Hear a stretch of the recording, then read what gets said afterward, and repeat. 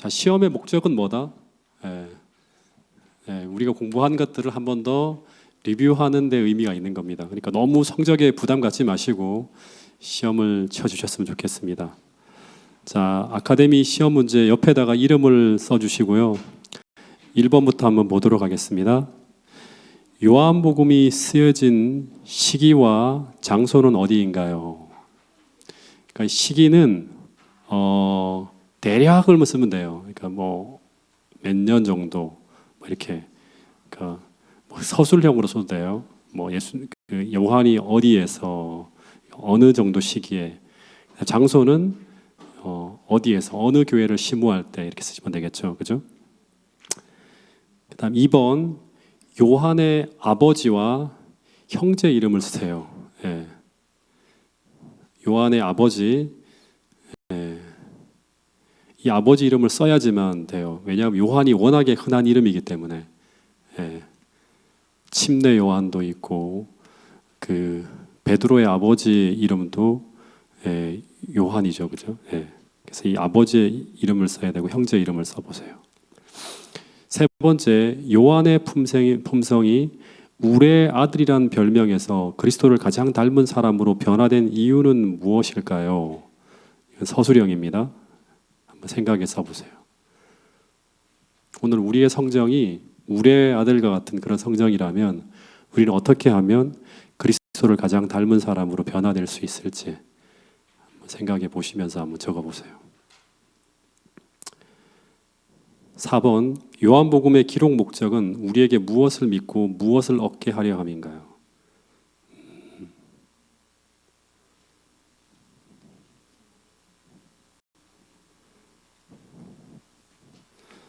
요한복음의 기록 목적은 우리에게 무엇을 믿고 무엇을 얻게 하려 함인가요? 뭐 이건 성경의 보편적인 어떤 그런 거라 생각하면 돼요. 5번째, 요한복음에만 등장하고 다른 공간복음에만 등장하지 않는 기사 3가지 이상 써보세요. 대부분이 다 그런 얘기인데 한 3가지 정도만 한번 머릿속에 떠올려 보세요. 6번째, 요한복음 1장에서 예수님의 3가지의 상징적 칭호를 한번 써보세요. 나는 무엇이다, 나는 무엇이다, 나는 무엇이다 많이 했죠.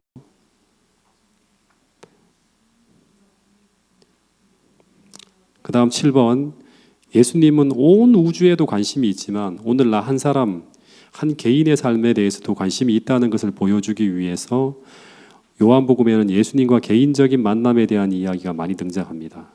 어떤 만남의 기사들이 있는지 한번 적어보세요. 정말 이거 쉽지 않네요, 그죠? 여기서 요한복음 2장은요, 요한복음 2장은 좀 빼주세요. 요한복음 2장에는 제가 좀 잘못했어요. 답이 왕의 신하와 예수님과의 만남인데, 그게 제가 갈릴리 가나의 혼인잔치를 좀 그 다음에 나오는 이야기, 이 이야기라고 생각을 했는데 왕의 신하의 만남이 4장에 나옵니다. 제가 머릿속에 떠올려서 그냥 책을 뒤지지 않고 썼는데 요 2장은 좀 빼주시면 좋을 것 같아요. 4장에다가 2가지를 쓰면 돼요. 그래서 8번, 십자가에 달려 돌아가시기 전 다락방에서 제자들에게 주신 유언의 말씀 중 2번 이상이나 강조되어진 이야기가 무엇인지 써보세요. 4가지인데 한번 생각해 써보십시오.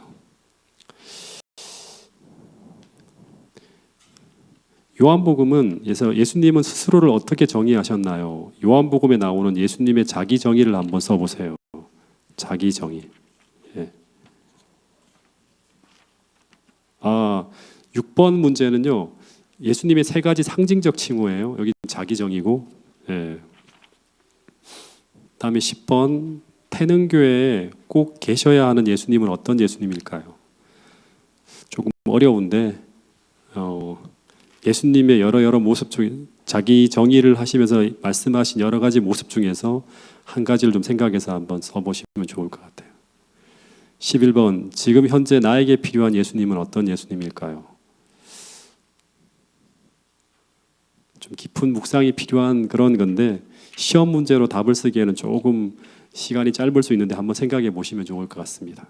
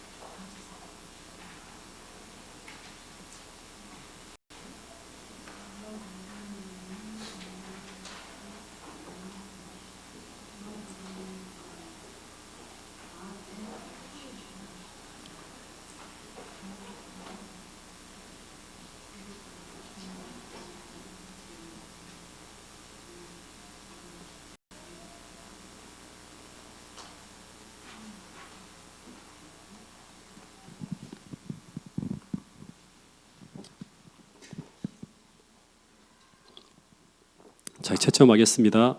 1번 옆으로 사람하고 좀 바꿔주세요. 시험지를.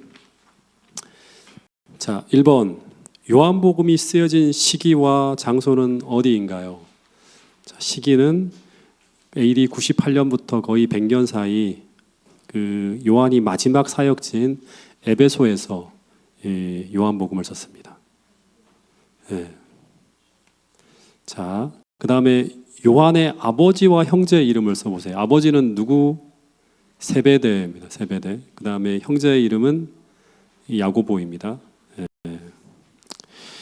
요한의 품성이 우레의 아들이란 별명에서 그리스도를 가장 닮은 사람으로 변화된 이유는 무엇일까요?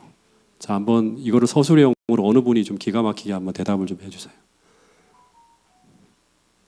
자, 우리 강정아 집사님 좀 얘기해 주시겠습니까? 네. 네. 네, 네. 음. 네. 친밀함, 그분의 품, 뭐 이런 단어가 들어가면 돼요. 그분의 품에 안겨서 그분과의 친밀한 교제를 나누면서 주님과 동행했던 그 사람이 바로 요한입니다. 그 사람이 요한의 우레의 아들에서 뭘로 바뀌었다? 예수님을 가장 닮은 사람으로 변화되었다. 예. 그래서 오늘 우리도 그분과 동행한다면 친밀하게 이런 변화가 있을 수 있다. 이게 침례 요한이 아니라 요한의 삶을 통해서 우리에게 던지는 중요한 메시지입니다. 자, 요한복음의 기록 목적은 우리에게 무엇을 믿고 무엇을 얻게 하려 합니다. 예수 그리스도를 믿고 생명, 영생. 네. 이 얘기가 요한일서에도 나오고 반복해서 나옵니다. 계속. 그 안에 생명이 있어요. 예수님을 믿고 그분 안에 있는 생명을 받아들이기 위해서. 요한복음에만 등장하고 다른 공간복음에는 등장하지 않는 기사 3가지를 써보세요. 7번에 있는 거를 써도 돼요. 막 하나하나.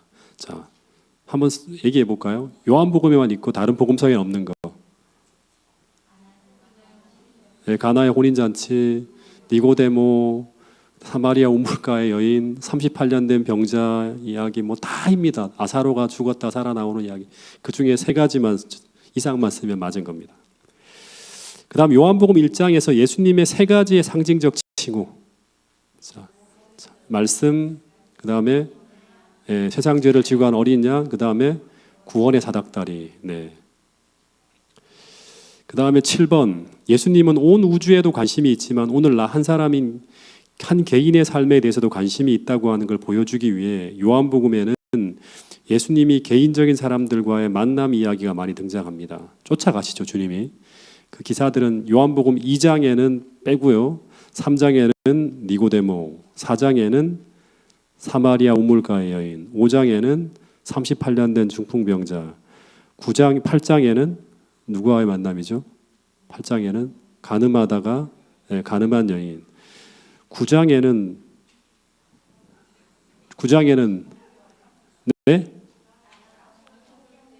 소경된 사람의 이야기 나면서부터. 네. 그 중에서 한 3가지 이상 맞으면 맞았다고 해드리겠습니다. 3가지 이상만 맞으면. 네. 8번. 이게 진짜 중요한 겁니다. 십자가에 달려 돌아가시기 전 다락방에서 제자들에게 주신 유언의 말씀 중 2번 이상 강조되어진 이야기는 무엇인지 써보세요. 4가지. 그러니까 계명, 그다음에 기도, 성령, 성령 보혜사, 재림, 이 4가지입니다. 돌아가시기 전에 제자들에게 2번 이상 강조하시면서 말씀하신 유언과 같은 이야기죠. 3가지 이상, 3가지까지 쓰시면 4가지 다 써도 좋은데 3가지까지만 쓰면 다 맞은 걸로 해드리겠습니다. 자, 9번. 요한복음에서 예수님을 스스로 어떻게 정의하셨나요? 요한복음에 나오는 예수님의 자기 정의를 한번 써보세요. 나는 생명의 떡이다, 6장에서. 그 다음에 나는 세상에 비추는 빛이다. 그 다음에 또 나는 길이요 진리요 생명이다. 나는 부활이요 생명이다. 이런 얘기들이 나는 무엇이다, 나는 무엇이다 말씀하시죠. 이것도 한 2가지 이상만 쓰면 맞았다고 해드리겠습니다. 그다음 태능교회에 꼭 계셔야 하는 예수님은 어떤 예수님일까? 여러 나는 이것이다, 나는 이것이다, 로고스다, 뭐 이런 얘기를 하는데 그 다음에 이제 우리가 생각할 때 태능교회에 꼭 계셔야 되는 예수님은 어떤 예수님일까요? 자, 한번 요 대답을 한번 좀 우리가 같이 한번 나눌 수 있는 그런 이야기로 한번 해주실 분 계시나요?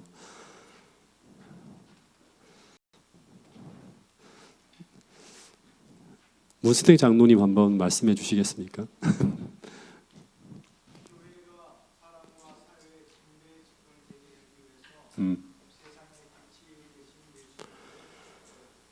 네, 세상의 빛이 되시는 예수님, 세상의 등대 역할을 감당하기 너무나 좋은 말씀 감사합니다.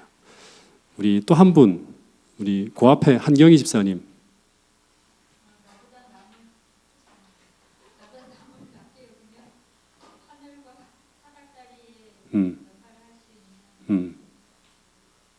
그런 예수님. 네, 세상 하나님과 하늘과 땅을 화평을 이루는 사닥다리 역할을 하는 것처럼 우리가 또 세상 사람들에게 사닥다리 역할을 할 수 있는 구원의 사닥다리가 역할을 할 수 있는 그런 예수님이 이 교회에 계시면 좋겠다. 너무너무 감사합니다. 자, 그리고 지금 현재 나에게 필요한 예수님은 어떤 예수님일까요? 뭐 거의 비슷한 얘기인데 한번 여기에 대해서도 한 2분 정도만 좀 말씀해 주시면 좋겠습니다. 다들 고개를 막 숙이시고 내 눈을 피하시는데요.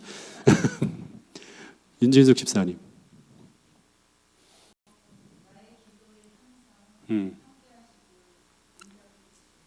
예수님. 네, 언제나 들으시고 응답하시고 나 개인에게 다가오시는 그 예수님 너무 감사합니다. 또 한 분, 우리 정동래 집사님 말씀해 주시겠습니까?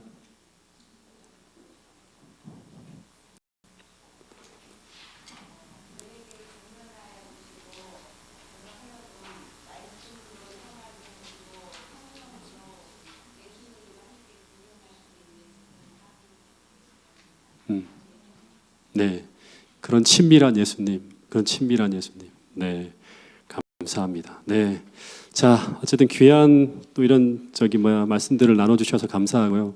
모든 답안지는 다 수고해서 저한테로 다 보내주시기 바랍니다. 네, 네, 네, 네, 네, 네.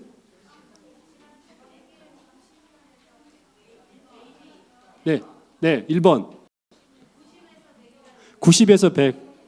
그거 다 맞습니다. 네, 다 맞습니다. 예. 제가 이야기하는 부분들을 여러분들이 수정할 수 있어요. 저는 항상 진리만을 말하지 않습니다. 틀린 부분들이 있다는 걸 생각하시고 저희 하여튼 베레아 사람들처럼 이것이 그러한가 하고 꼭 집에 돌아가셔서 성경을 통해 확인해야 됩니다. 네.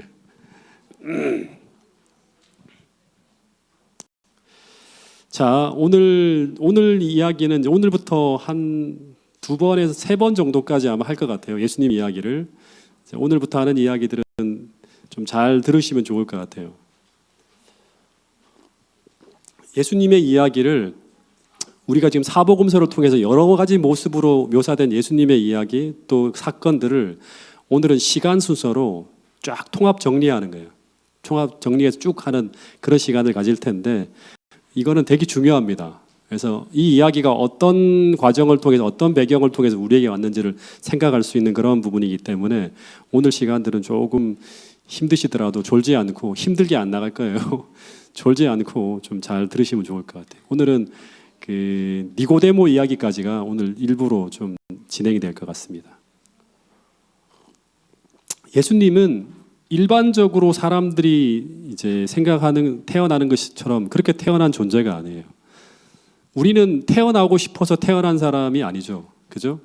딱 보니까 어느 집안에 태어났어요. 내 의사와 결정과 상관없이 태어났는데 근데 이 예수님은 태어나고 싶어서 태어난 사람이에요. 태어나고 싶어서. 그 이야기가 어디 나오는가 하면 시편 40편 7절에 보면 예수님이 하늘에서 하나님으로 계실 때 하나님이 회의할 때 그때 미리 자신이 이 땅에 오시기로 결정해 놓고 태어나신 분이 바로 예수님이라고 성경의 이야기예요. 시편 40편 7절에 보면 그때 내가 말하기를 내가 왔나이다. 나를 가리켜 기록한 것이 두루마리 책에 다 있다고 하는 거예요. 미리 다 예언되어져 있어요. 예수님이 내가 태어날 곳, 태어나는 시간, 어떻게 사시다가 어떻게 돌아가실 것 같이 성경에 다 예언되어 있어요. 심지어 누구의 후손으로 와야 되는지까지 다 얘기되어져 있어요. 그래서 당시에도 내가 메시아라고 주장하는 수많은 사람들이 있었지만 당시 성경을 깊이 연구하는 사람들은 이 구약에 명시한 메시아의 신원을 확인하는 그 체크리스트를 가지고 그 사람이 정말 메시아인지 아닌지를 다 확인할 수 있었어요. 그래서 구약 성경은 이 메시아를 어떤 사람도 모방할 수 없게끔 아주 세세하게 그 사람은 이렇게 되어야지만 메시아가 될 수 있다고 주장하는 그렇게 말씀하는 그런 이야기들이 너무나 많이 있어요. 그래서 신약 성경 처음에 열면 뭐부터 나오죠? 제일 먼저 열면 뭐가 나오죠? 족보가 나오는 이유가 뭐예요? 족보를 왜 써놨어요? 마태가 왜 족보를 써놨죠? 제일 먼저. 네. 이 족보를 통해서 마태는 메시아는 아브라함의 후손이고 유다의 후손으로 와야 하는데 근데 그 예수가 정말 아브라함과 유다의 후손으로 왔다고 하는 것을 확인하고 있는 거예요. 아브다의 후손으로 그다음에 유다의 후손으로 다윗의 후손으로 왔다고 하는 걸 정확하게 확인해 주는 거예요. 그리고 두 번째 예수님의 탄생 이야기가 나오죠. 마태복음 1장하고 누가복음 2장에 보면 쭉 나오는데 근데 누가는 특별히 이분의 탄생 장소가 어디라고 알려줍니까? 베들레헴이라고 얘기해요. 근데 이것도 되게 중요하죠. 미가서 5장 2절에 보면 그 메시아가 태어날 장소가 예언되어져 있어요. 그곳이 바로 어디다? 베들레헴 에브라다라고 해요. 네.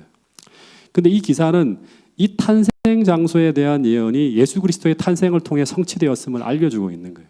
심지어 예수의 부모가 나사렛에 살았는데 어떻게 그가 그 부촌인 베들레헴에서 태어나게 되었는지 이 하나님의 기적 같은 인도하심과 섭리하심을 이야기하고 있는 이야기가 바로 탄생 이야기가 누가복음 2장에 보면 쭉 나오는 거예요. 그 다음에 마태복음 1장에 보면 예수님은 태어나기 전에 이분의 이름이 천사를 통해서 이제 이렇게 이름을 지으라고 얘기하죠. 그 이름이 두 가지 있습니다. 자, 첫 번째 하나는 뭐다? 마태복음 1장 21절에 보면 이름을 무엇이라 하라? 예수라 하라. 근데 이 예수라 하는 이유가 뭐예요? 그분은 자기 백성을 저희 죄 가운데서 죄에서 구원할 자다. 예.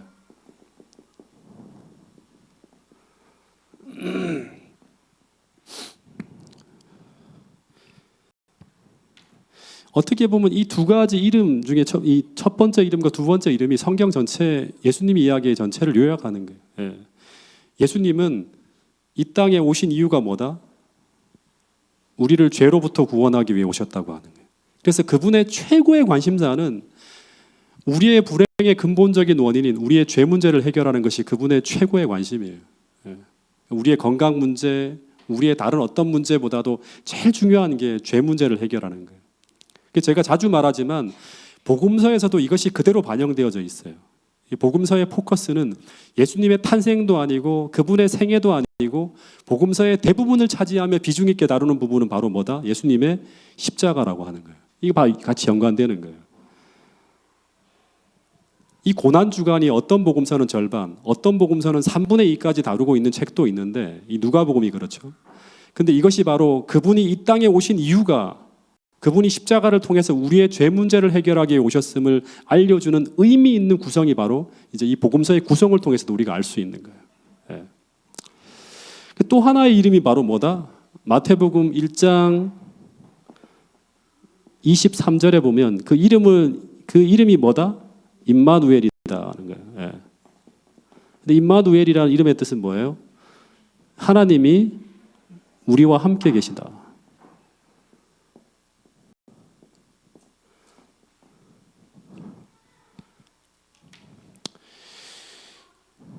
이 의미는 뭔가 하면 우리가 범죄에서 우리가 잃어버린 바 된 처지에 있었을 때 그분은 우리와 헤어질 수 없어서 친히 인간이 되어서 우리와 함께 하시는 하나님이 되기 위해 이 땅에 오셨다고 하는 거예요.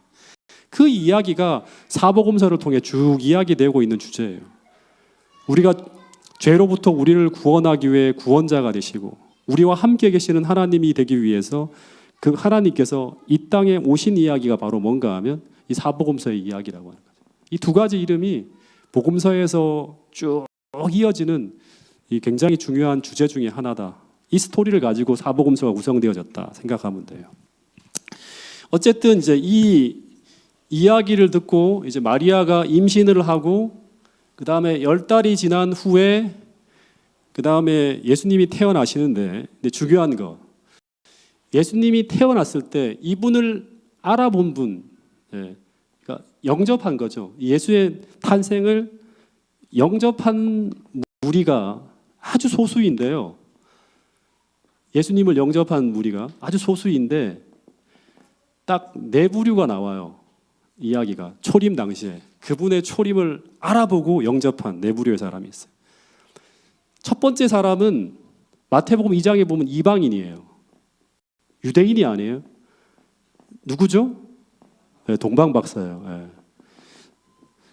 나중에 한번 제가 요 이야기를 한번 할 텐데 진짜 중요하게 동방 박사들이 왜 예수님 그 예루살렘 바로 베들레헴으로 안 오고 그 예루살렘에 들어가서 막 소동을 일으키고 난 다음에 어디로 가죠? 베들레헴으로 가죠. 네. 신기하죠. 바로 베들레헴으로 별이 인도하지 않고 이 동방 박사들을 통해 먼저 예루살렘으로 들어가요. 고요하게 자고 있는 사람은 다 깨웁니다. 그리고 난 다음에 어디로 가죠? 베들레헴으로 가죠. 그래서 왕부터 시작해서 서기관, 학자들이 막 떠들썩해요. 왜 이 사람들이 왔는가 하면 여기 왕으로 나신 이가 누구냐고 하는 거예요. 이방인들이 누구를 깨웠어요? 잠들어 있는 하나님을 말씀을 맡고 있는 그 유대인들을 깨우는 거예요. 하나님께서 동방 박사들을 통해 예루살렘으로 먼저 보내고 베들레헴으로 가게 하신 이유가 뭐다? 당시 잠들어 있는 하나님 백성들을 깨우기 위해.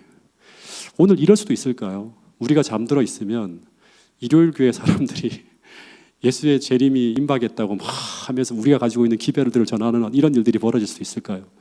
그럴 수도 있습니다. 초림은 이 재림에 대해 반복되어질 수도 있어요. 또 하나 이제 예수님의 초림을 영접한 사람들이 또 누가 있죠? 목동들이죠. 누가복음 2장에 보면 이 목동들도 학자라든가 제사장이라든가 관원이라든가 종교의 핵심에 있는 무리들이 아니죠.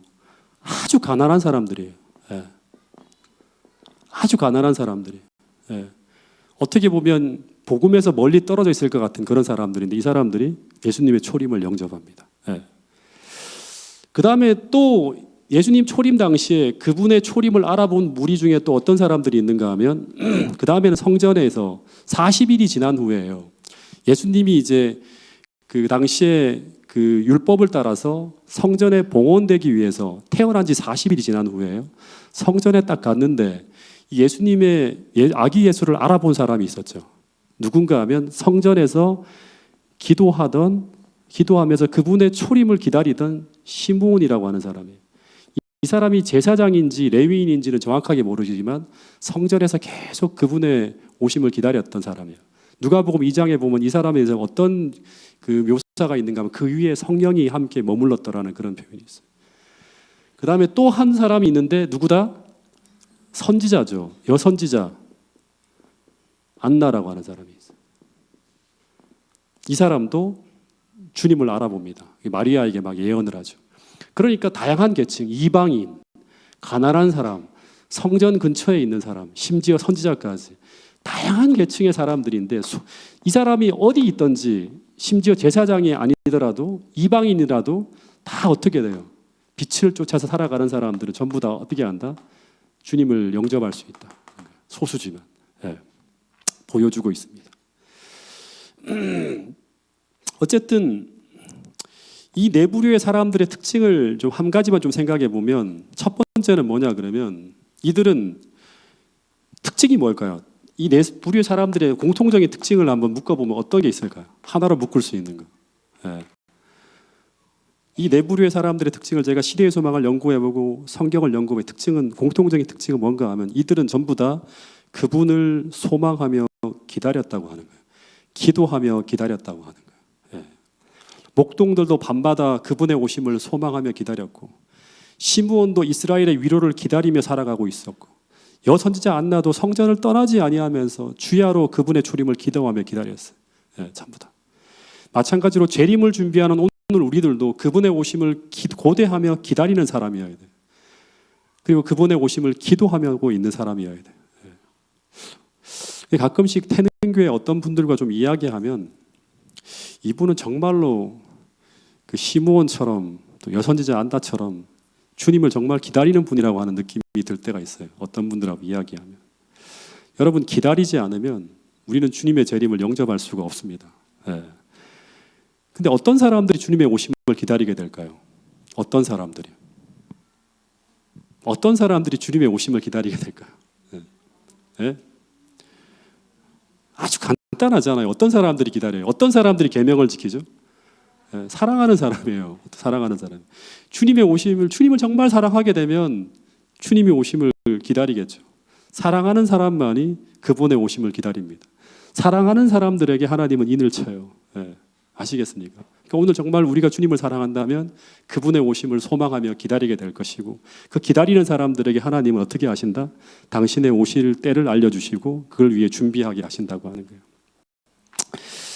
그 또 하나는 이들은 성경의 예언에 관심을 가지고 성경을 따라 살았다는 거예요. 여러분 동방 박사들이 베들레헴 마구간으로 찾아간 것은 뭘 보고 갔죠? 별을 보고 갔잖아요. 맹목적인 표적인 별만 보고 갔을까요? 그렇지 않고요. 우리가 시대의 소망을 조금 연구하는 사람이면 알 수 있어요. 그들이 낮에는 뭘 했죠? 시작은 왜 별을 보게 됐죠? 두루마리 책이에요. 두루마리 책을 연구하다가 예수님의 초림의 때가 임박했다고 하는 걸 다니엘서의 연구를 통해 알게 되고 그리고 하나님께서 그 별을 보고 쫓아가라고 하는 그 신호를 가지고 쫓아가요. 그러니까 이들은 맹목적인 표적인 별을 쫓아간 것이 아니라 두루마리 책을 펴서 연구하고 밤에는 별을 보고 따라가는 거예요. 중요한 거예요. 그러니까 두루마리 책을 쫓아간 거예요. 이 사람들이. 그리고 전부 다 이들은 하늘과 교통하고 있었어요. 목동들도 천사들의 영접을 받은 것은 우연히 대박난 게 아니에요. 기도하고 하늘과 교통하는 무리였어요. 동방 박사들도 하늘과 교통하는 성령의 내적 증거를 소유하고 있었고 시므온도 자신이 자기가 죽기 전에 예수를 보게 되리라고 하는 성경의 음성을 들었어요. 전부 다 교통하는 사람들. 여선지자 안나도 마찬가지죠. 그래서 오늘 우리도 그분을 사랑하는 사람이라면 그분의 오심을 기다리며 소망하게 될 것이고 두 번째 그런 사람이라면 자연적으로 예언의 말씀에 관심을 가지고 있을 것이고 그분이 어떻게 오신다고 하는 것이고 그리고 세 번째는 하늘과 기도로 교통하는 사람들이 될 것이라고 확신합니다. 아카데미에 참석하신 모든 분들이 정말 주님을 사랑함으로 말미암아 그분의 오심에 대한 부분들에 관심을 갖는 예언 연구에 같이 관심을 기울이고요. 그리고 또 하나는 하늘과 기도로 교통하는 사람들이 될 수 있기를 간절히 바라겠습니다. 그 다음에 이제 마태복음 2장에 보면 헤롯이 예수님을 죽이려고 하는 이야기가 나오고, 그리고 예수님이 이 헤롯의 박해를 피해 어디로 가죠? 이집트로 잠시 달아납니다. 그러다가 헤롯이 죽자 그 해에 죽어요. 헤롯이 그 해에 죽습니다. 그래서 바로 다시 돌아옵니다. 그래서 어디에 정착하죠? 나사렛에 정착해서 합니다.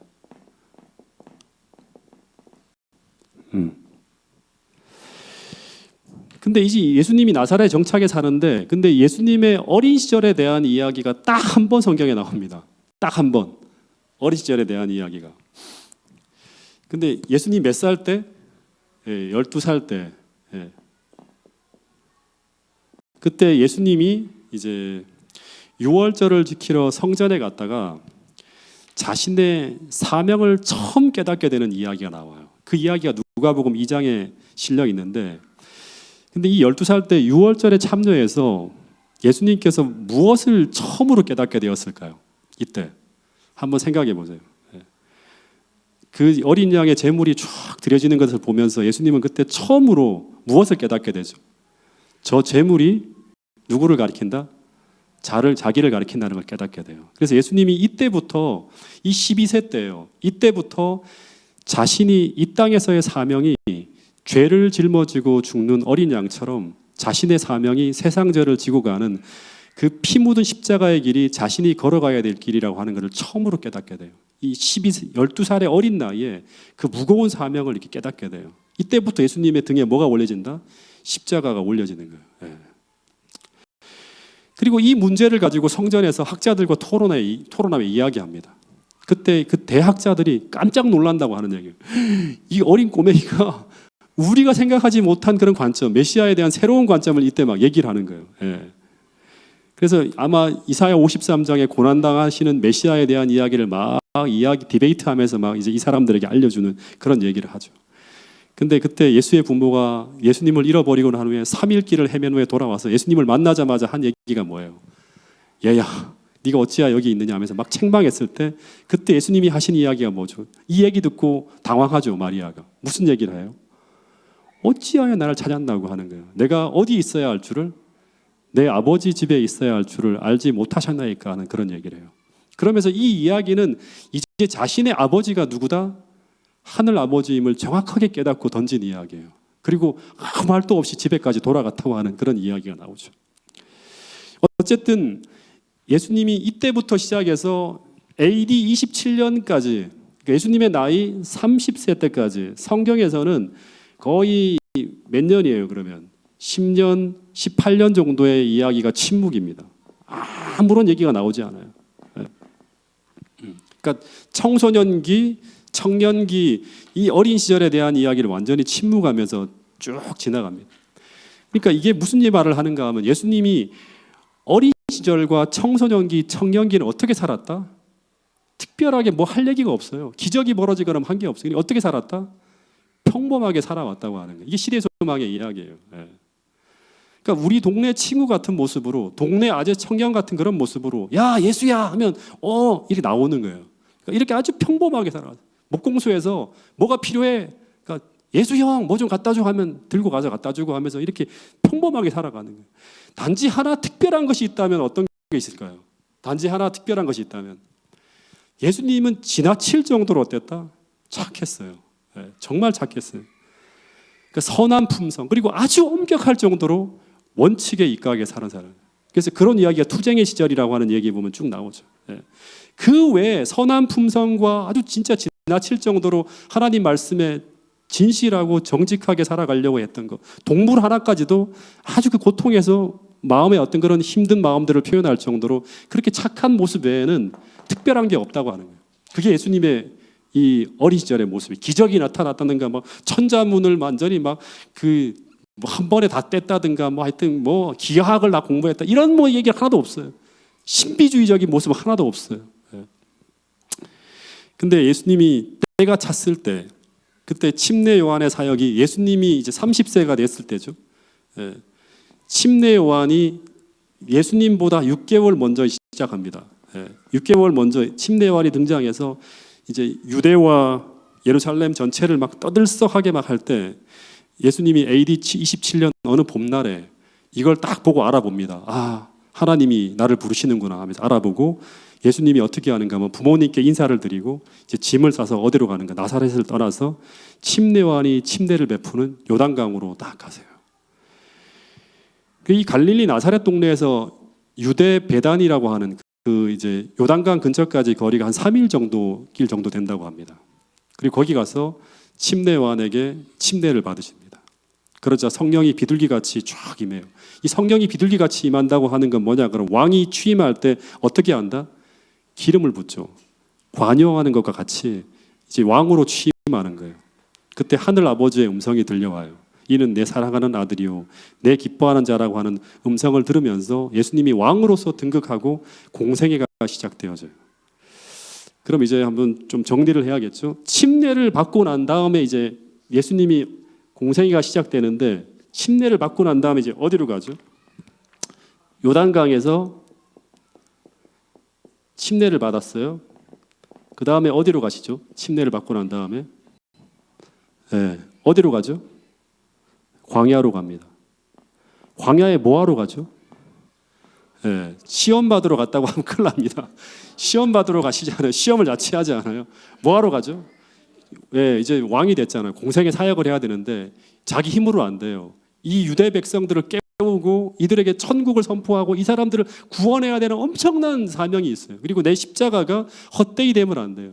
이 사람들이 어떻게든 내가 메시아이고 내가 너희를 구원하기 위해서 온 사람이고 내가 너희들과 함께하는 하나님이라고 하는 걸 어떻게 알려줘야 될까?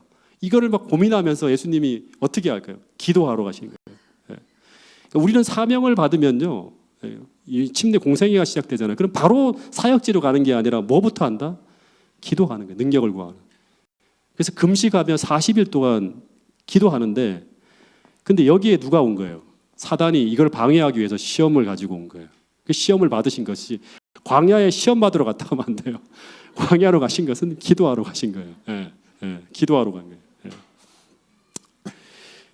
근데 이제 광야에서 돌아와요. 그러면 이제 광야에 갔다가 돌아오잖아요. 광야에서 돌아와서 어디로 갔을까요? 이제 이게 전부 다 지금 스토리를 이제 쫙 시대 소망하고 제가 성경을 통해 쭉 엮는 거예요. 침례 받고 광야에서 40일 동안 기도하고 그 다음에 나사렛이 처음에 나사렛에서 3일 길을 가서 요단강으로 가서 침례를 받고 광야로 갔다가 그 다음 어디로 올까요? 다시 요단강으로 바로 다시 침례 요한이 이제 사역하는 그곳으로 요단강으로 다시 돌아갑니다. 이때 딱 갔을 때 그때 어떤 장면이 펼쳐지는가 하면 요한복음 1장 서론이 딱 끝난 후에 내가 하나님 태초에 말씀이 계시니라고 딱 끝나고 난 다음에 19절부터 나오는 내용이 바로 여기서 연결돼요. 갑자기 침례 요한이 이 예수님이 광야에서 돌아오시는 걸 보는데 어떤 모습이었을까요? 막 영광의 광채로 얼굴이 막 빛나고 그랬을까요? 피골이 상접하고 40일간 금식했잖아요. 너무나 상한 모습이에요. 그러니까 노숙자도 그런 노숙자가 아닐 만큼 진짜 알아보기 힘들 만큼 그런 상한 모습으로 딱 오는 거예요. 그런데 이 침례 요한이 성령의 충만함을 받아서 이분을 딱 가리켜서 뭐라고 하는가 하면 세상 죄를 지고 가는 하나님의 어린 양이라고 딱 선언을 해요. 이때 저분이 바로 성령 충만함으로. 근데 사람들이 침례 요한의 제자들이 이분이 메시아를 가리키는 선언을 했는데 아무도 예수님을 메시아로 알아보지 못해요. 왜냐 그러면 그분이 너무나 초라하고 상했기 때문에. 그래서 도대체 누구를 가리켜 저런 말을 하는 거지 하고 두리번 하는 거예요. 근데 중요한 거, 이 침례 요한의 이야기를 듣고 예수를 쫓는 첫 제자들이 등장합니다. 누구도 따라가지 않는데 두 사람이 쫓아가요. 그 첫 번째 두 사람이 예수님을 쫓아가는데 그 두 사람이 누구다? 안드레와 요한이 쫓아갑니다. 그리고 안드레에서 베드로가 또 이제 예수님께 나가게 되고 그다음 빌립과 나다나엘이 예수님의 부름을 받고 그분에게 나와서 예수님의 첫 5 제자가 등장하는 이야기가 요한복음 1장에 보면 나옵니다.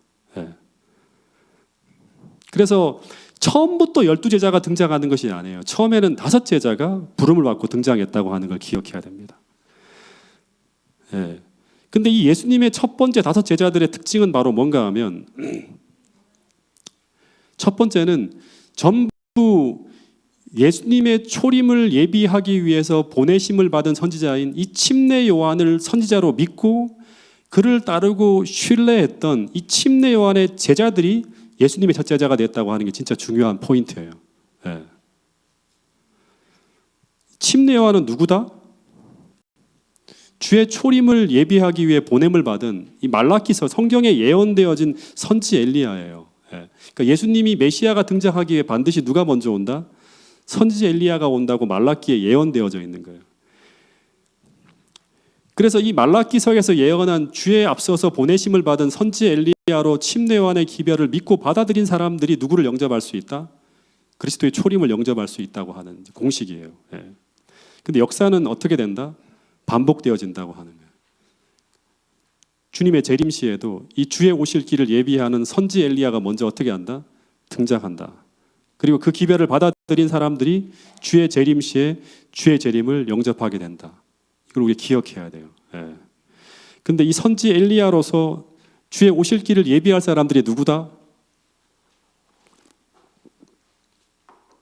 누구다? 바로 오늘 여러분과 저라고 하는 거예요.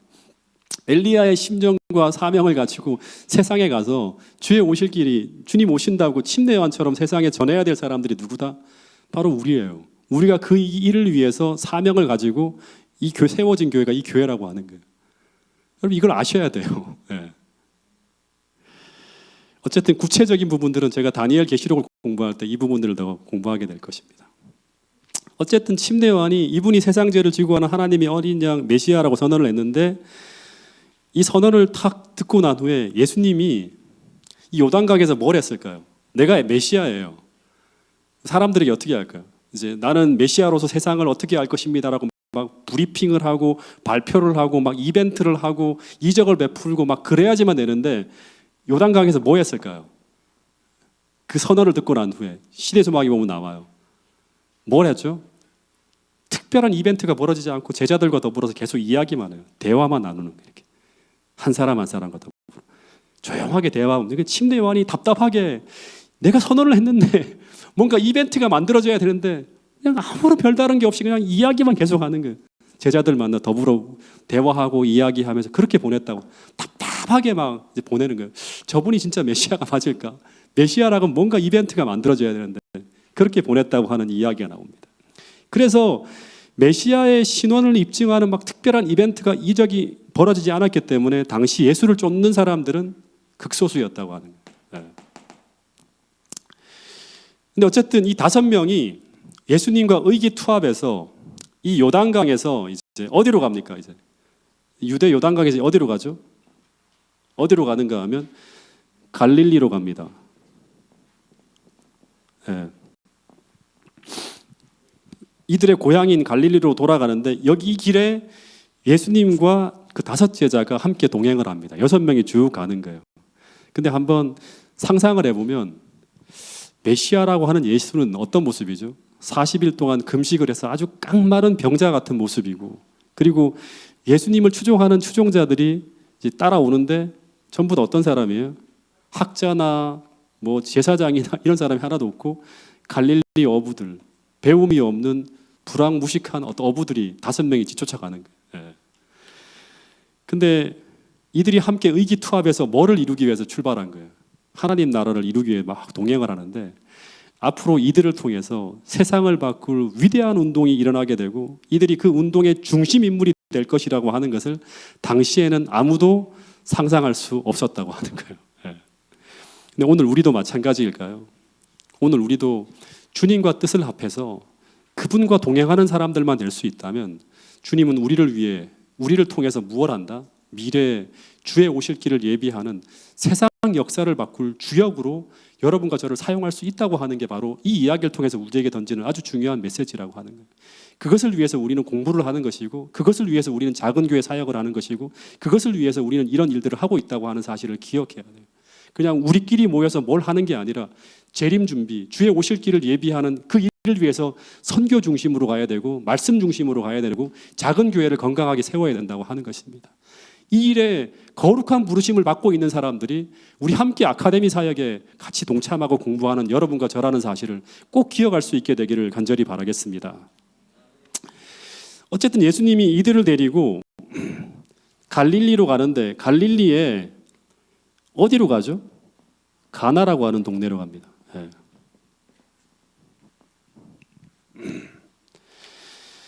근데 요한복음 2장에 보면 이 갈릴리 가나에 예수님의 어느 친척 혼인잔치집에 이제 예수님이 들려요. 근데 이 갈릴리 가나의 혼인잔치는 침례받고 요단강에서 돌아오는 길에 예수님이 들린 곳이에요. 여기서 예수님의 첫 번째 이적이 벌어집니다. 이전까지는 제자들과 이야기만 나눴다 했죠. 공중 집회를 한 적도 없어요. 사람들 다 모아놓고 내가 메시아다고 하면서 막 침례요한처럼 막 떠들썩하게 회개하라고 기별을 전한 적도 없고 기적을 일으킨 적도 없어요. 이때가 예수님이 집을 떠난 지 며칠쯤 됐을까요? 나사렛에서 요단강까지 3일, 그 다음에 침례받고 광야 가서 40일, 그 다음에 다시 그 요단강에 돌아와서 갈릴리로 가는가 뭐 3일 정도 합치면 한 50일 정도 지났을 때예요. 침례를 받고 한 50일 정도 지났을 때예요. 근데 추론하면 이때 이제 나사렛을 떠나시면서 한 50일 후에 친척 결혼집에 같이 참석해서 그 혼인잔치에 참석하기로 약속을 했을 거라고 이렇게 이제 추정을 합니다. 예. 시대 소망에 보면 이런 기록이 있어요. 자, 이 기록된 게 있죠. 그 글 같이 한번 볼까요? 여기 보면 예수께서는 이 가족의 모임을 아시고 가나에 가셨는데 당신의 제자들과 함께 잔치에 초대를 받았다. 예수께서는 얼마 동안 떨어져 있었던 어머니를 다시 만나셨다. 50일 정도 만에요. 마리아는 예수께서 침례를 받으실 때 요단강에서 성령이 강림했다는 소식을 들었다. 그래서 그걸 알았기 때문에 마리아가 이 잔치집에 뭐가 떨어졌는가, 포도즙이 떨어졌다는 이야기를 쭉 하면서 예수님께서 뭘 해달라? 이적을 행하기를 바라셨어요. 예.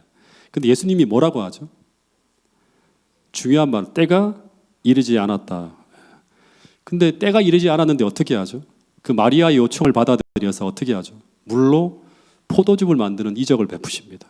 근데 여기서 중요한 포인트, 하나님의 뜻이 아닌데 그냥 예수님께서 마리아 때문에 하나님의 뜻을 거스르면서 이 일을 했을까요? 이게 이제 천주교에서의 주장하는 거죠. 예. 예. 예수님은 하나님의 뜻대로 사시는 분이잖아요. 우리의 모본인데. 근데 내가 하나님의 이게 때가 아닌데, 지금 이걸 할 때가 아닌데 마리아 요청을 받아들여서 이 일을 했을까요? 절대 아니죠. 예. 주님은 절대 하나님의 뜻에 반해서 행하시는 일이 아무것도 없어요. 그분의 평생의 삶을 보면. 근데 이 때가 아니라고 하는 것은 뭔가 하면 아직 공생애가 이르지 아니하였다고 하는 거예요. 공생애가. 예. 공생애의 시작은 어디인가 하면 예루살렘에서 성전을 정결케 하시는 때가 이제 공생애가 시작되어지는 지점이에요. 예. 근데 여기서 물로 포도즙을 만드신 것은 하나님의 뜻이었어요. 예. 이것을 하신 이유가 분명히 나와요. 시대의 소망에 보면 마리아의 믿음을 고양시키고 제자들의 믿음을 굳게 하시기 위해서 첫 이적을 베푸셨다고 합니다. 여기서는 안 했는데 말씀을 듣고 따라왔잖아요. 하나님의 그 말씀을 듣고 쫓아온 사람들에게 이제 그 말씀을 듣고 쫓아온 사람들에게 뭔가 더 큰 확신을 주기 위해서 이적이 벌어진 거예요. 여기서. 어쨌든 이 첫 번째 이적을 갈릴리 가나에서 베푸신 이후에 요한복음 2장 12절에 보면 예수님이 가나에서 어디로 가신다? 이제 가버나움으로 가셨다고 합니다.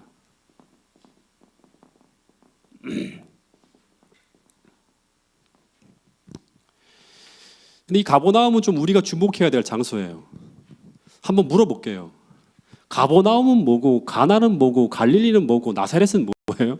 예? 나사렛은 뭐고, 가나는 뭐고, 가버나움은 뭐고, 갈릴리는 뭐예요? 예? 자, 이걸 한번 정리할 필요가 있죠. 예. 갈릴리는 얘기하지만 하나의 오늘날로 말하면 강원도, 경기도 하는 도 정도로 생각하시면 돼요. 갈릴리 내에 가나라고 하는 지역 마을이 있고 가버나움이라고 하는 동네가 있고 나사렛이라고 하는 동네가 있어요. 예. 근데 이 나사렛은 갈릴리에서도 산골 마을이에요. 진짜 말 그대로 오지예요. 근데 가버나움은 어떤 곳인가 하면 교통의 요지라고 합니다. 교통의 요지. 성경에 보면 이 가버나움의 얘기가 되게 많이 나와요. 가버나움에서 무슨 일을 했다는 말이 많이 나오는데, 이 가버나움을 어떻게 보면 되는가 하면 학자들은 예수님의 갈릴리 지역 선교 본부로 생각하면 된대요. 굉장히 중요한 장소죠. 그러니까 교통의 요지고. 예. 그래서 주님은 이 교통의 중심지인 이 가버나움에서 복음이 사방팔방으로 전해질 수 있도록 거기를 거점으로 삼아 복음을 전하셨어요. 그러니까 성경에 보면 갈릴리에서 전파하여 가로차되 하면 대부분 이 갈릴리 가버나움을 거점으로 복음을 막 전파하고 있다라고 이렇게 생각하면 돼요. 예. 그래서 이 가버나움은 유대 예루살렘과 대조되는 곳이라고 생각하면 돼요. 예. 유대의 핵심 센터는 예루살렘이죠. 예. 거기와 대조되어지는 곳이 바로 갈릴리 가버나움이라고 생각하면 돼요. 예. 갈릴리 지역의 대표적인 도시였다. 근데 예수님이 이제 이 가버나움에서 내려가서 계시다가 요한복음 2장 12절 13절에 보면 예수님의 공생의 기간에 첫 번째 유월절을 당해서 예루살렘으로 이 공생의 기간에 처음으로 올라가는 이제 사건이 벌어집니다. 그러니까 30살까지 갈릴리 나사렛에서 조용하게 계시던 예수님이 요단강에서 침례를 받고 40일 광야에서 머물러 계시다가 갈릴리로 돌아오셔서 가나에서 혼인잔치에 참석하고 가버나움에 잠시 계시다가 이제 6월절이 되어서 유대 예루살렘으로 가셨다 생각하면 돼요. 쭉 한번 스토리를 한번 연결시켜 봐야 돼요. 나사렛에서 이제 부름을 받고 요단강으로 가 침례를 받고 광야에서 40일 금식 기도하고 그 다음에 다시금 요단강으로 갔다가 거기서 침례 요한이 세상 죄를 지고 하는 하나님의 어린 양이라고 하는 선언을 듣고 갈릴리 가나의 혼인잔치에 들렸다가 가버나움에서 잠시 머문 후에 어디로 갔다? 예루살렘으로 갔다고 하는 거예요. 근데 이 예루살렘에 올라가셔서 그 유대에서 벌어진 사건이 바로 뭐다? 그 대형 사건이 터지죠. 자, 이 얘기까지만 하면 이제 니고데모까지 바로 연결이 됩니다. 자, 대형 사건이 터집니다. 가버나움에서 예루살렘 성전으로 올라갔어요. 이때가 6월절이에요. 근데 예수님이 성전에 들어가셔서 어떤 일을 하죠? 성전 정결 사건을 벌입니다. 이것이 예수님의 공생의 첫 시작이에요. 공생의 첫 시작이에요. 네. 그러니까 이 시작은 예수님이 침례를 받고 난 이후에 몇 달이 지나서 몇 개월이 지나서 이제 벌어지는 어떤 사건이에요. 그러니까 정확하게 보면 예수님의 사역의 시작은 갈릴리가 아니라 어디에 시작되었다? 예루살렘에서 시작한 거예요. 예. 갈릴리가 아니라. 예. 그래서 마리아가 갈릴리 가나의 혼인잔치 때 예수님에게 메시아의 증거를 한번 이적을 통해 나타내 보이라고 했을 때도 아직 내 때가 이르지 아니하였다고 하는 말은 바로 이 말을 하는 거예요. 여기서 이적을 벌일 게 아니라 원래 이게 막 행사에서 사람들에게 막 으쌰 하는 게 아니라 나는 여기서부터 시작되어야 된다고 하는 거예요. 내 때가 이르지 않았다는 말은 바로 거기에서 하신 말씀이에요. 근데 예루살렘이라고 하는 것은 어떤 곳인가 하면 유대의 정치, 종교, 사회, 문화의 중심지예요. 그러니까 예루살렘 가운데서도 이 성전이라고 하는 것은 센터 중에 센터예요. 이 성전은. 예루살렘은 유대라고 하는 그 하나님 나라의 문화와 정치와 사회 모든 것이 몰려있는 결집되어진 그런 곳이 바로 예루살렘이에요. 오늘날로 하면 뭐 강남 뭐 이런 곳이라고 할 수 있겠죠. 아니면 뭐 저기 그 청와대에 있는 그쪽 근처라고 할 수 있겠죠. 근데 그 중에서도 성전은 센터 중에 센터예요. 예. 근데 예수님의 공생의 사역의 시작이 갈릴리 시골에서 조용하게 숨어서 아무도 모르게 벌어진 것이 아니라 수도 예루살렘, 유다의 심장부에서 첫 시작을 하는 거예요. 예. 그것도 유대인들이 다 모이는, 심지어 외국에 있는 사람들까지 전부 모이는 제일 큰 절기인 6월절에서 무엇을 뒤집어 엎는다? 성전을 뒤엎어버리는 일을 감행함으로 말미암아 예수님의 공생의 사역이 시작되어지는 거예요. 예. 그러니까 이것은 유대 나라 전체를 뒤흔드는 엄청난 사건이었어요. 부패한 권력의 심장부와 핵심을 뒤흔드는 엄청난 일이 벌어진 거예요. 예. 당시 세상 돌아가는 모습을 보면요, 당시 어느 정도로 타락했는가 하면 기득권 종교 세력들이 정치 세력과 결탁해서 돈을 벌기 위해서 치밀하게 계획을 짜갖고 어떤 그런 하나의 카르텔을 형성해서 판이 돌아가고 있는 게 바로 당시 세상이었어요. 당시 대제사장 자리는 어떤 자리인가 하면 엄청나게 돈과 권력을 모을 수 있는 자리예요. 그래서 이 제사장직은 다 어떻게 되었다? 돈을 주고 거래되는 그런 자리였어요. 그래서 당시에 대제사장이었던 안나스도 돈을 주고 제사장 권한을 샀기 때문에 투자한 만큼의 돈을 뽑기 위해서 어떻게 하는가 하면 제사용품 전매청을 만들어요. 성전에서 뭘 한다? 장사하는 거예요. 장사해서 막 다 폭리를 취하는 거예요. 세상이 멀리 있던 사람들이 다 와서 제사를 드려야 되기 때문에 막 이제 재물을 사야 되는데 전부 다 막 몇 배, 몇 곱절을 받고 다 파는 거예요. 그래서 당시 이 지도자들이 로마를 등에 업고 제사를 드리기 위해 오는 순진한 백성들의 종교심을 이용해서 폭리를 남기는 무슨 짓을 하고 있다? 강도짓을 하고 있는 거예요. 예. 주님께서 이런 말을 해버린 거예요. 거침없이. 그래서 예수님이 성전을 다 뒤집어 엎으면서 뭐라고 하는가 하면 내 아버지의 집으로 무슨 집을 만들지 말라? 장사하는 집을 만들지 말라고 한 후에 나중에 뭐라고 하는가 하면 마태복음 21장 13절에 보면 저희에게 이르시되 기록된 바 내 집은 어떤 집이다? 만민의 기도하는 집이라 하였거늘 너희는 뭘로 만들었다? 강도의 구려로 만들었다. 뭐 이렇게 말씀을 하시기까지 한 거예요. 근데 이 부패한 조직은 당시 그 누구도 건들 수 없는 절대 무너지지 않는 거대한 세력을 형성하고 있었어요. 다들 이것이 잘못되어졌다는 것을 알고 있고 이대로 가다가는 나라가 망한다고 하는 것을 알고 있었지만 세력이 너무나도 엄청났기 때문에 누구도 건들 수 없는 그런 곳이었어요. 근데 예수님이 예루살렘에 도착하자마자 공생의 시작에 어떻게 이 판을 뒤집어 엎는 일을 시작한 거예요. 감히 어느 누구도 세상에 그 누구도 건들 수 없는 거대한 세력처럼 버티고 서 있었던 이 집단 앞에 어느 누구도 도전하지 못했는데 이 나사렛이라고 하는 곳에서 시골 촌뜨기가 올라와갖고 한 청년 예수가 공식 도전장을 탁 던진 거예요. 그러면서 막 이 사건으로 말미암아 예수님이 어떻게 돼버리는가 하면 전국적인 인물이 돼버립니다. 예. 전국적인 인물이 돼버려요. 오늘날로 말하자면 예수님은 이 사건으로 어떻게 됐다? 예루살렘에 터뜨고 그 다음에 온 유대 지역에 다 떠버린 거예요. 매스컴이 없던 시절이잖아요. 6월절 기간에 전국적인 남자들이 다 예루살렘에 올라오기 때문에 이 6월절 기간에 벌어진 예수님의 사건은 이스라엘 모든 사람들에게 알려지게 돼요. 다 알게 되는 거예요. 그러면서 누구나 물어보는 이야기가 뭔가 하면 이 예수가 누구인가 하는 거예요. 이게 진짜 중요한 거죠. 이 물음을 일으킨 거예요. 이 예수가 누구인가 하는 거예요. 예. 다 궁금증을 갖는 거예요.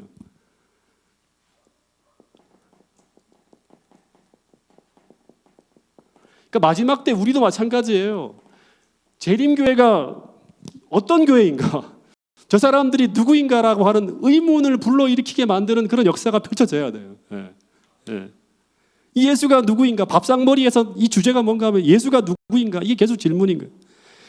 이 예수가 누구인가? 죽기 전까지, 예수님이 죽기까지 신약 성경 전체에서 가장 중요한 이슈가 되어 흘러가는 중심 주제가 바로 뭔가 하면 예수가 누구인가 하는 거예요. 예. 여기에 대한 답이 바로 뭔가 하면 신약 성경 이야기예요. 예수는 이런 분이다 하는 거예요. 예.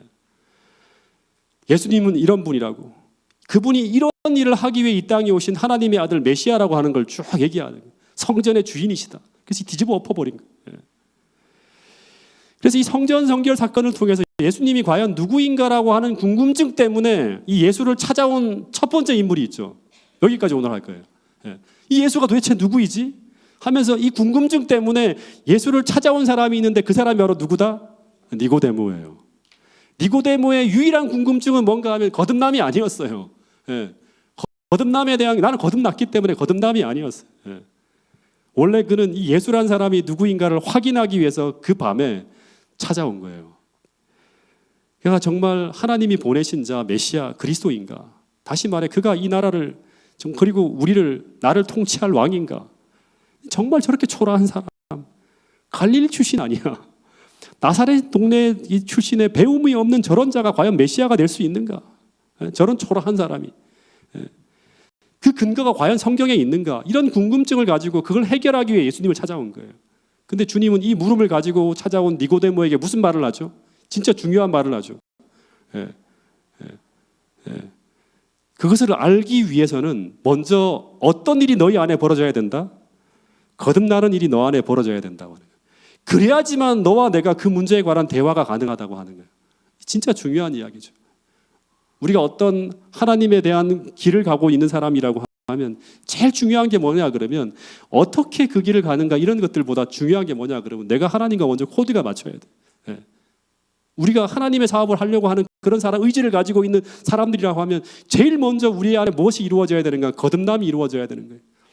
물을 통해서 우리의 의지를 하나님께 드려야 되고 성령의 이끌림을 받는 사람이 되어야지만 우리는 전체가 하나로 코드가 맞춰져서 하나님께 코드가 맞춰져 갖고 하나님의 사업을 할 수 있는 사람으로 거듭날 수 있는 거예요. 유대를 개혁하려고 하는 의지가 가지고 있어요. 니고데모는. 그런 마음을 가지고 어떻게 왔어요? 주님을 찾아온 거예요. 근데 주님은 먼저 뭐라고 하는가 하면 너는 먼저 거듭나라고 하는 거예요. 거듭나야지만 너는 나와 함께 그 일을 할 수 있는, 동력할 수 있는 사람이 될 수 있다고 하는 그런 이야기를 하는 거예요.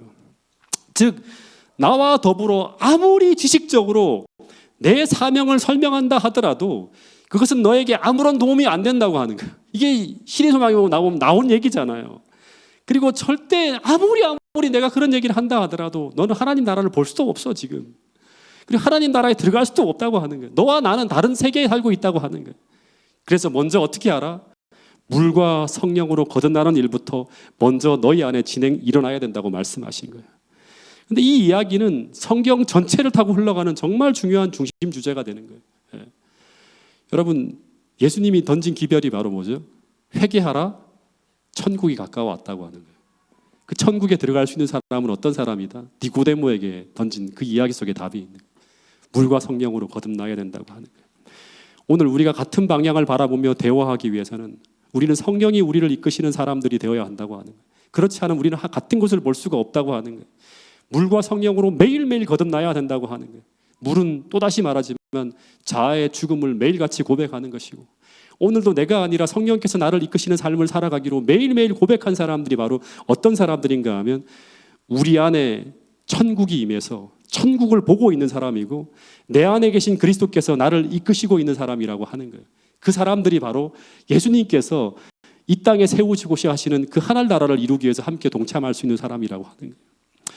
여러분, 우리가 작은 교회를 세우고 그 다음에 이런 변화와 부흥이라는 가치를 중심으로 우리가 함께 동역해 가기 위해서 이 아카데미에 참석한 모든 사람들이 이 니고데모에게 던진 이 기별을 마음에 받아들이심으로 말미암아 참되게 거듭나서 우리가 같은 곳을 바라보고 같은 영의 이끌림을 가지고 하나님 사역을 감당하는 우리 모두가 될 수 있기를 간절히 바라면서 예수님 이야기 일부 순서를 마치도록 하겠습니다.